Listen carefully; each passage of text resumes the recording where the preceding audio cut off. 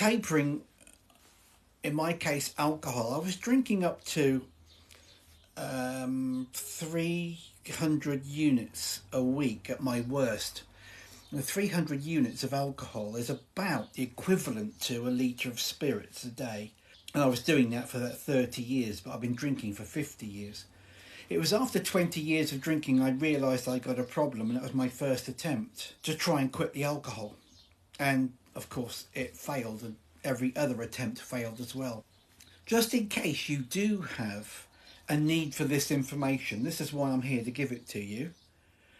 And as I said, you may know somebody that could use the information, and I'll show you where to find all the links. Tapering off alcohol. It's never too late to start. And tapering doesn't mean necessarily cutting down on the amount you drink. There are several ways that you can taper off an addiction. The first way to taper is off the strength of the alcohol. So if you're drinking whiskey, drink something else, or find a lower strength version of something you like. And it's also important to realise that during this period of tapering, you give yourself permission to keep drinking. Every time you've tried to stop drinking, you've failed. So now you're on a mission to quit drinking, and tapering makes you feel guilty that you're still drinking.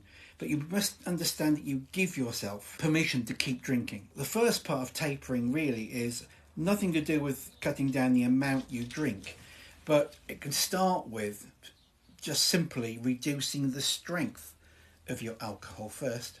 And the second thing about tapering is you can also switch products. So if you are drinking strong spirits, liquors, then you can switch that, and instead you can switch to a wine or strong beers or whatever. You can also taper by diluting your products. So if you're drinking a whiskey and you're drinking it neat, add something in it, a mixer, or add more ice, because that will melt and dilute the drink for you.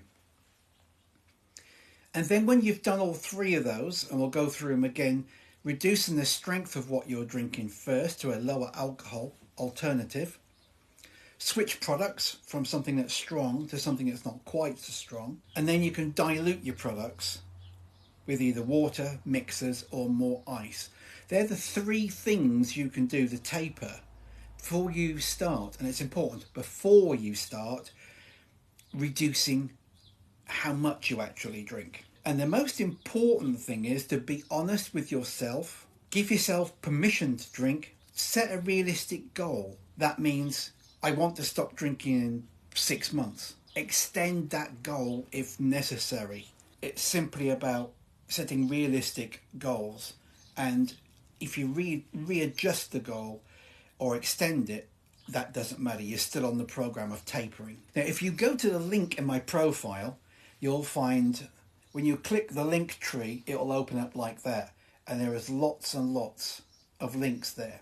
Now, some of the top ones are pertinent to some things that I want you to look at, like the second one down. This is called the 2 Faces of Alcoholism. You know, it's like having, two minds to stop drinking, but I can't. But you can stop drinking. All you got to do is to stop drinking. Who's forcing you? No one's pushing it down your throat.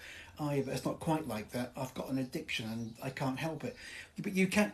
You get what I mean? So I've now got a new podcast on YouTube which you can go and join, and it's the 2 Faces of Addiction, it's called. Now further down there's a link there of loads and loads of resources which might be helpful for either for you or somebody you know. How hard is it for days like today with it being hot? And sometimes when people think I'm gasping for a beer, it's their brain telling them it has to be a beer, whereas really most people are just thirsty. So I'm going to save this now, and this live stream, download it and put it on my link tree for you to look at later. So I really appreciate you being with me. I think that's the off button there. So thanks for being with me. I'll come back and do some more.